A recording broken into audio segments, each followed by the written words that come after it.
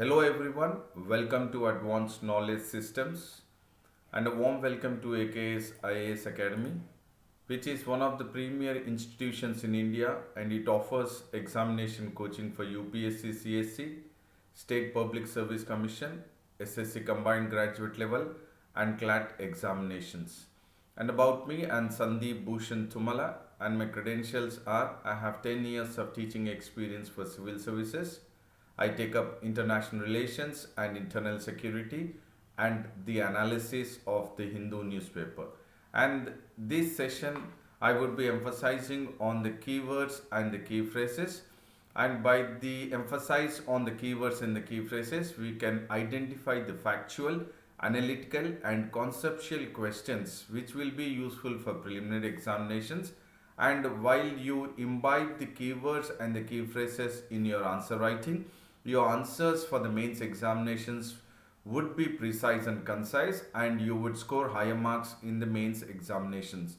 So therefore, do follow the session of daily news analysis at AKS IAS Academy. And this session is in regards to the DNA, that is daily news analysis of the Hindu newspaper of today's, that is 22nd of December 2020. And before we get into the DNA of the newspaper, that is Hindu, we will look at the quote of the day. And the quote of the day says that, do what is right, not what is easy. So get into the mode of doing what is right, but not doing what is easy. Because definitely what is right will make you get into the path of success.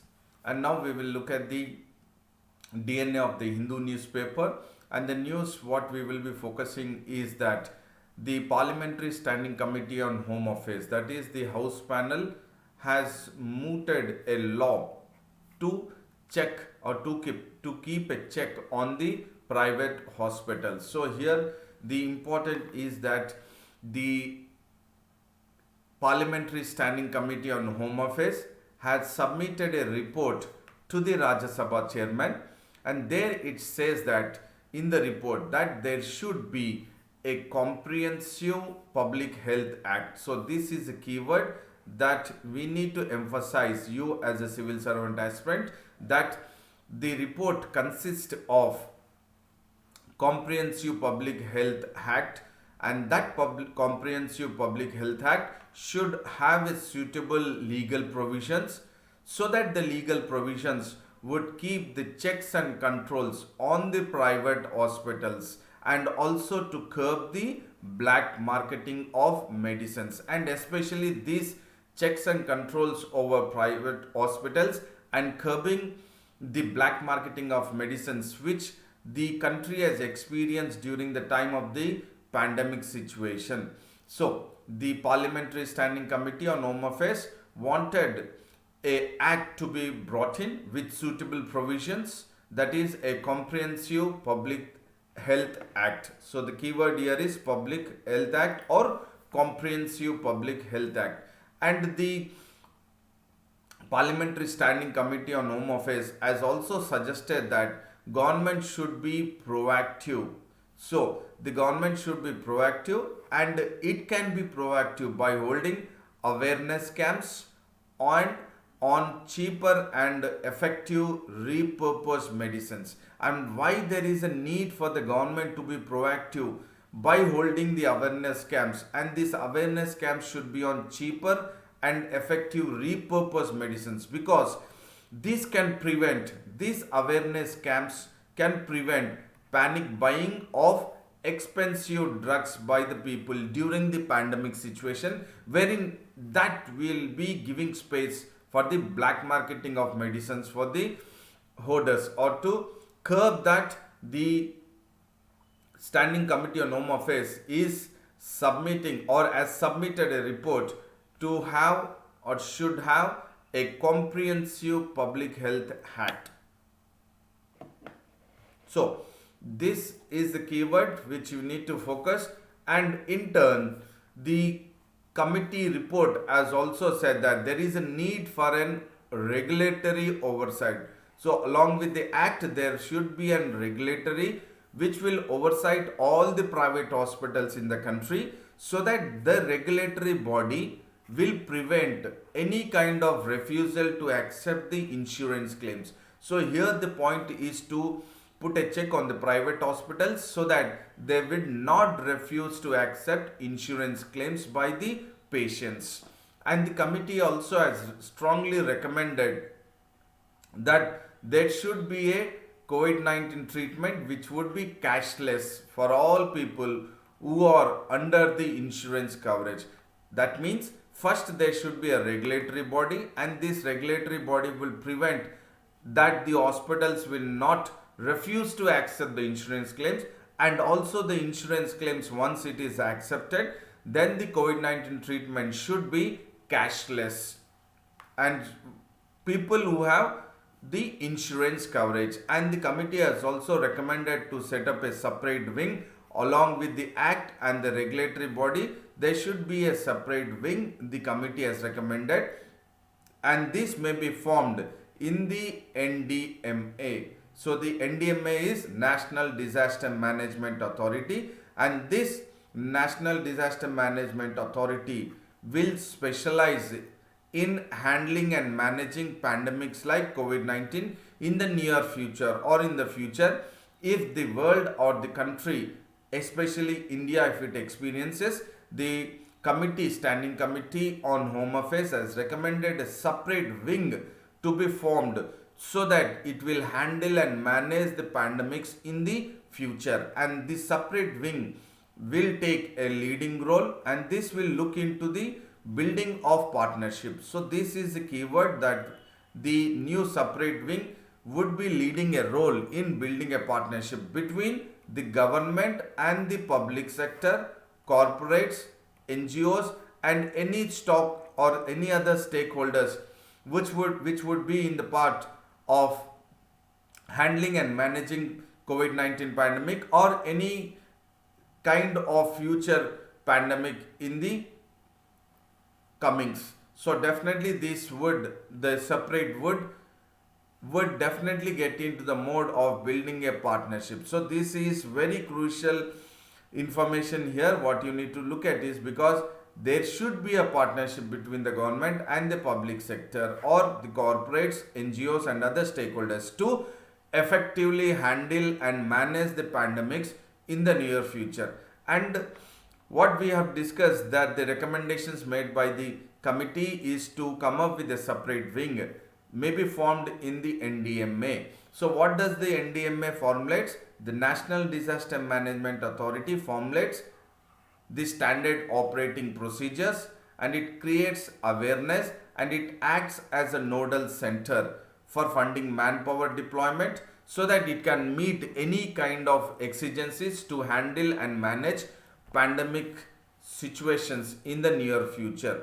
So this report, that is by the Parliamentary Standing Committee on Home Affairs, which was submitted to the Rajya Sabha chairman, is definitely a point that we need to focus, that is to set up a comprehensive public health act. And there is another news which talks about suspension of IBC. So what is IBC? It is Insolvency and Bankruptcy Code. So the government or the Union Finance Minister Nirmala Sitharaman has extended the IBC till March 2021. So this statement was made during or at an interaction with the Bangalore Chamber of Industry and Commerce, and the Finance Ministry has said that in the meeting that the government has decided to extend. So here the government is extending the suspension of IBC, that is Insolvency and Bankruptcy Code, until or till March 31st, 2021, and this was supposed to get expired on December 25th. So as the suspension, or else the suspension of the Insolvency and Bankruptcy Code will be extended till March 31st, 2021, which is due to expire on December 25, 2020. So here the keyword is suspension of Insolvency and Bankruptcy Code. So definitely here the minister talks about the statement says that various or the uncertainties being faced by various businessmen during the COVID-19 pandemic situation because of the national lockdown, and now the extension of the suspension of the insolvency and bankruptcy code till March 31st, 2021 will help the businessman so that they can cope the kind of difficulties they have faced, or the economic problems they have faced because of the COVID-19 pandemic situation. And there could be a possibility that there are defaulters because of the damage to the economic activity, because of the national lockdown, or because of the hurt into the global supply chain system. There could be a possibility of defaulters, and these all defaulters who have been after March 25th, that is when the government has gone ahead with the national lockdown because of the pandemic, and now the national lockdown, because of it, the government has made it very clear that the suspension of the insolvency and the bankruptcy code will effectively remain for the entire full year from March to 25th, 2020 till March 25th or the end of March 2021. So the suspension, here the keyword is suspension of the insolvency of the bankruptcy code, which has started on or after March 25, 2020, will be extended till March 25, 2021. And here the another news is in regards to the new irrigation model. So this is the keyword, new irrigation model, which will certainly help the people who are part of the desert villages. So here this new irrigation model was introduced in a village that is called as Moklawas village in Jodhpur district. So here, that is in Rajasthan. Here, through the new irrigation model, the vegetable farming has been taken up, and this vegetable farming through the new irrigation model is through a concept called as SSPV, and this is a keyword what you need to focus for the prelims of UPSC perspective. And this vegetable farming, that is the new irrigation model, is called as subsurface porous vessels. It is called as subsurface porous vessels, and this has started on the campus, that is in the campus of the Arnajhara, which functions as it is as a desert museum, which is showcasing or which is projecting the arid landscape. So this new model of minor irrigation, which is through SSPY or SSPV, is being developed so that it will benefit the farmers, especially the farmers of small land holdings in the villages of Thar districts, which is definitely a part of the arid landscape. So this model will be effectively modifying or modified watering by pitches, and this new irrigation model or the subsurface porous vessels minor irrigation model is also competing with the drip irrigation. So certainly it is modified watering by pitches and it is competing the drip irrigation also. And this experiments of the new irrigation model indicates that it would go ahead or it will have a higher yield of farm produce. It will have a higher yield of farm produce, and there would be an improvement in the nutrient value of soil. So here the two keywords what you need to also consider, which you can take it as a short notes of the advantage of the new irrigation model of SSPV, is it will have a higher yield of farm produce, and it will also improve the nutrient value of the soil. Once the farmer or the villagers installs or they go ahead with the installation of frustum shaped vessels, and these vessels would be installed at the mounds, that is the heap of soil which is formed on the land, that is arid landscape, and the local villages have created heaped, that is a huge piles of earth, and they are growing vegetables through the new irrigation model, that is SSPV. And the vegetables which are grown by the local villages are brinjal, tomato, spinach and ladies fingers. And this initiative, that is SSPV new irrigation model, was supported by Indian Institute of Technology and Delhi's Rural Technology Action Group.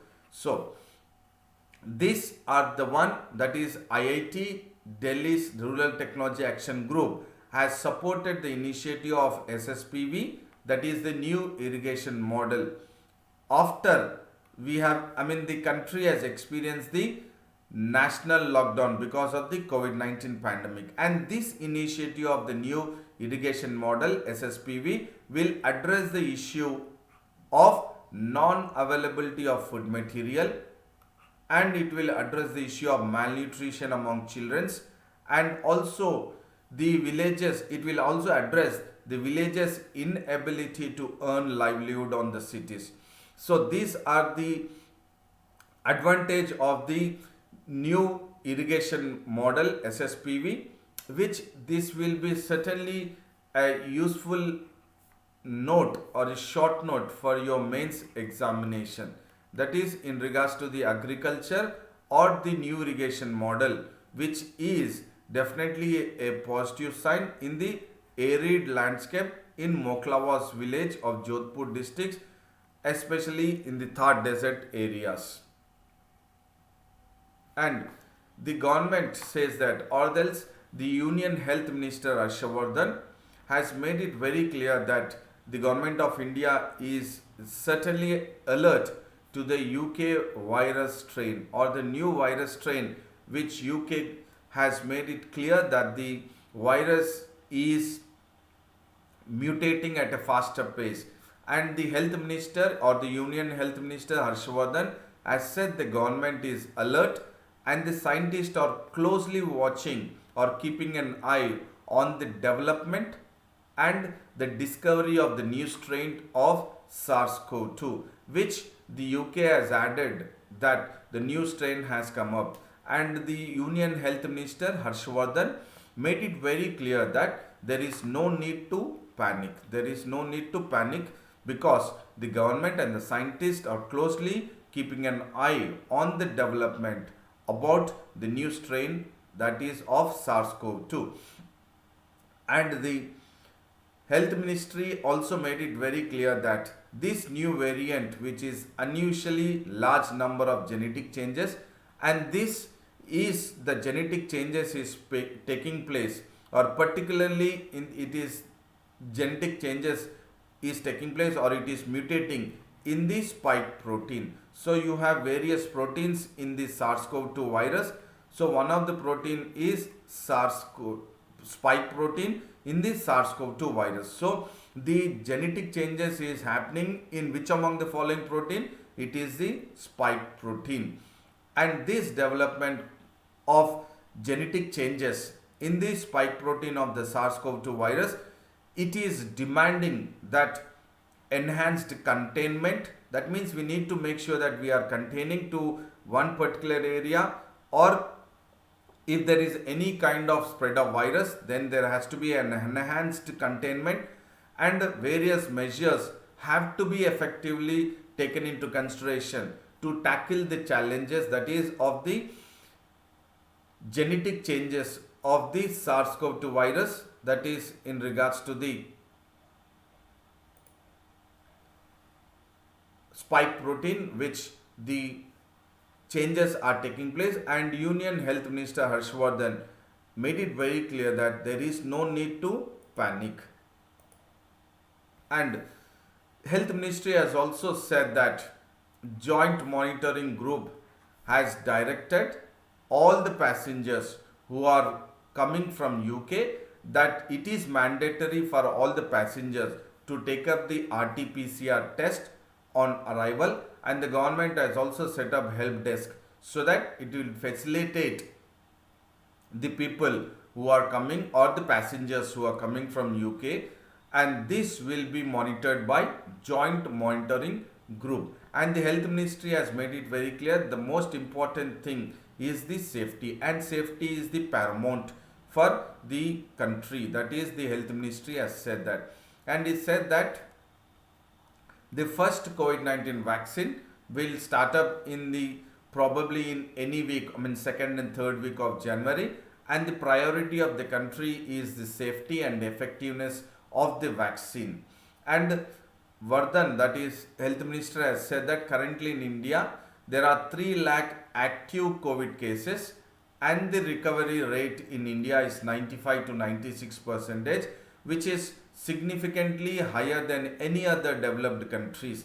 So certainly the recovery rate is at a positive note, and the fatality rate in India is as low, that is it is only 1.45 percentage or close to 1.5 percentage. But health ministry has made it clear, in spite of the recovery rate and the fatality rate which is very low and the recovery rate which is very high, still we need to make sure that we need to strictly follow the COVID-19 appropriate behavior, and we cannot relax at this juncture. And the need of the hour is we need to strictly follow the COVID-19 appropriate behavior, so that we can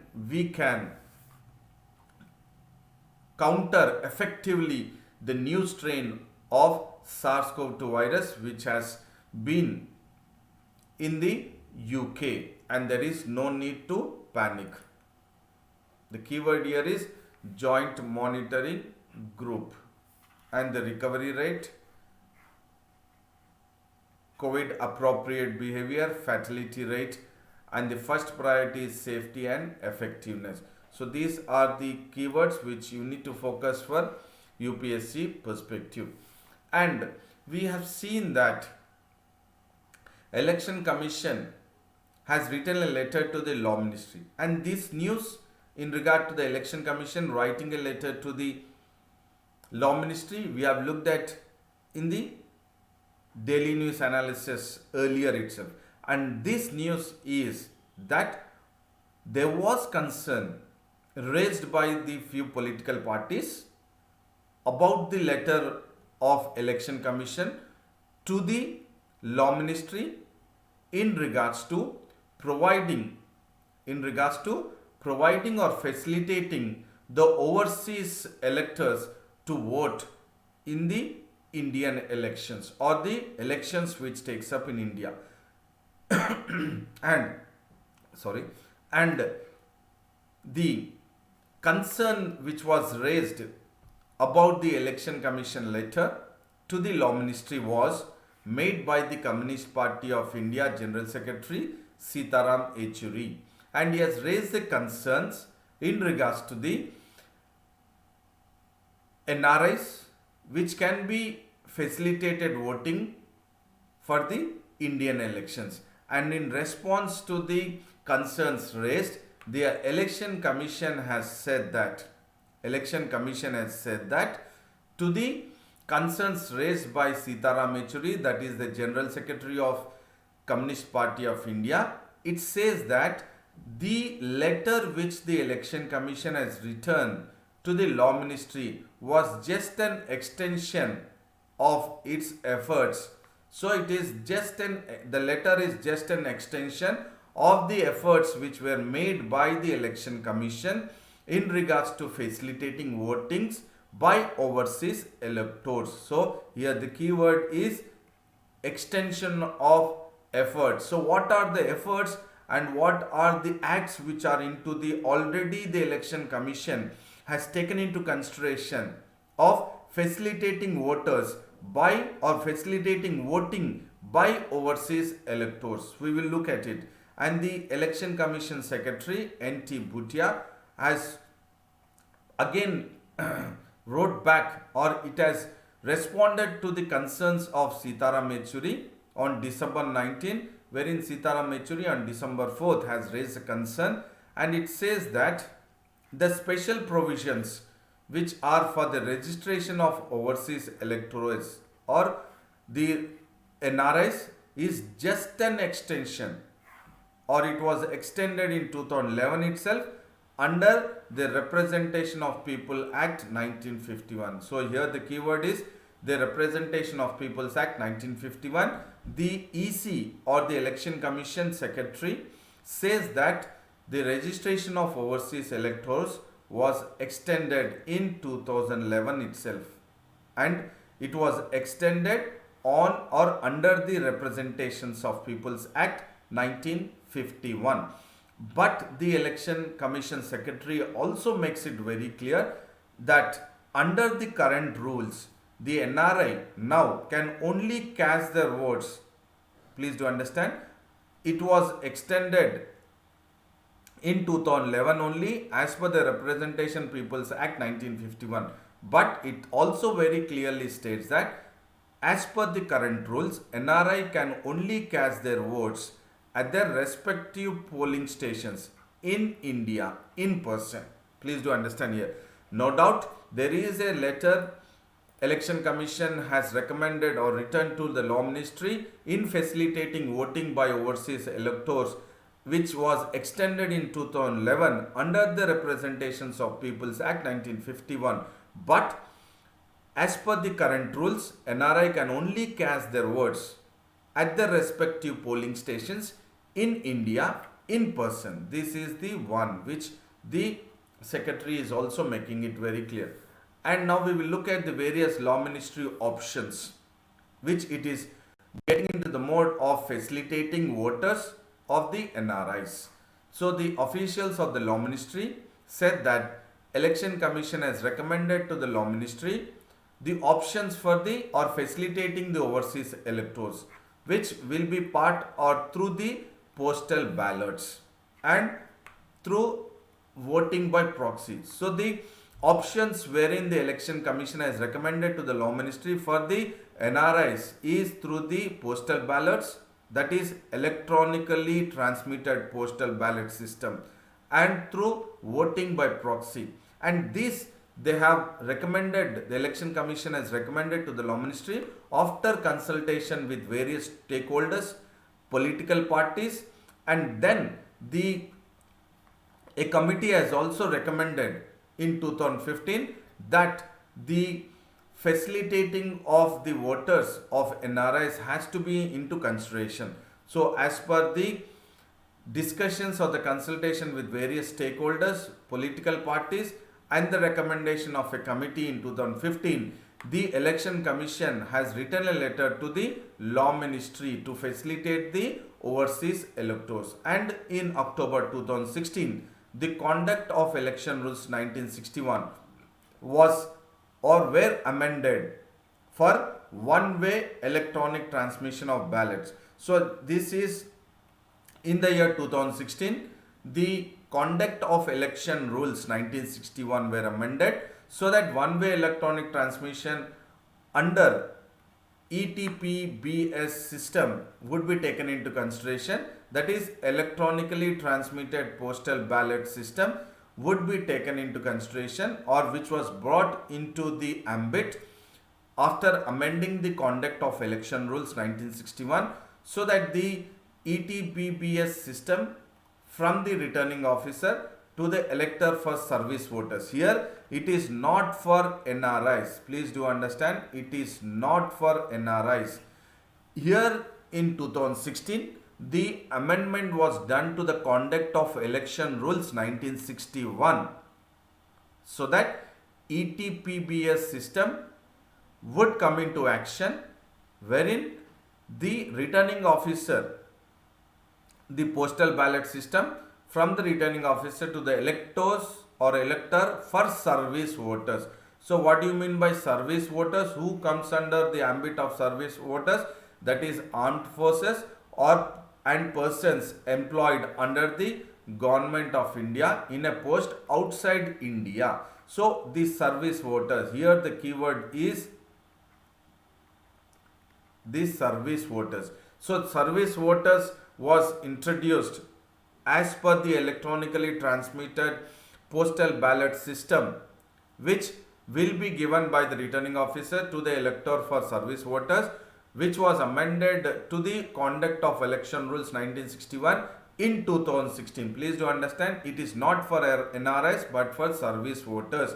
And now the ETPBS system for service voters is completely streamlined and it is functioning satisfactorily. So as per the ETPBS system for service voters, which has come up in the year October 2016, which is now completely streamlined and functioning satisfactorily, so that now the Election Commission has written a letter to the Law Minister that after the successful implementation of ETPBS for service voters or service electors, now the facilitation process for the overseas electors, that is NRIs, was deliberated in the commission, that is in the Election Commission. So thereby the Election Commission has written a letter to the Law Ministry in facilitating the overseas electors through the electronically transmitted postal ballot system. So please do understand, the electronically transmitted postal ballot system, which was started for the service voters through amending the Conduct of Election Rules 1961 in 2016, has been streamlined completely and is functioning satisfactorily, so that now the overseas electors facilitating process is deliberated in the commission, and then only the Election Commission has written a letter to the Law Minister for facilitating voting to overseas electors through the ETPBS system. ETPBS system. So here the keywords are very crucial for polity, and the main important thing what we need to focus the keywords here is the Representation of People's Act 1951, which was extended in 2015, and the ETPBS system, that is electronically transmitted postal ballot system, and the service voters, and the Conduct of Election Rules 1961, which was amended in 2016. So these are the keywords which are very crucial for prelims perspective from polity point of view. And now we will recapitulate the DNA. We have looked at the Parliamentary Standing Committee on Home Affairs as wanted or recommended to go ahead with a act or health act to be brought in, so that it would handle and manage the future pandemic situations and to put a check on the private hospitals. And we have looked at the Insolvency and the Bankruptcy Code, which has actually started on March 25th, 2020, will be extended till March 25, 2021 for the entire complete 1 year, the suspension of Insolvency and Bankruptcy Code because of the defaulters, which wherein they have got into the mode of defaulting because of the damage to the economic activity and because of the national lockdown, and a new irrigation model which we have looked at, which will help the arid landscape areas, especially in Thar district, wherein they can grow various fruits and vegetables, and that was SSPV model. And the government makes it very clear, or the health ministry makes it very clear, that there is no need to panic because the government and the scientists are keeping a close eye on the development of the new strain or the new strain of the SARS-CoV-2 virus. But we need to make sure that we need to follow strictly the COVID-19 behavior and we should not relax. And this is in regards to the electronically transmitted postal ballot system, wherein the Election Commission has responded to the concern of the CPIM Secretary Sitaram Yechury in regards to the facilitating voting for the NRIs. And here we have looked at various keywords that is which is crucial for the prelims polity UPSC perspective. So I hope this session was an informative, knowledgeable session, and which would also make you have a brainstorming session in regards to how to focus from macro and micro level. So I would say a very big thank you to all and a best of luck. So believing in your dreams is the only way to reach your destination. And do maintain consistency, stick to your schedule, and take care of your physical health and mental health. And do not forget to like, share, and subscribe the Telegram link of AKS IAS Academy, and also subscribe the English medium YouTube channel of AKS IAS Academy. And I would come up with the daily news analysis tomorrow. And then till then, thank you very much, and thank you all.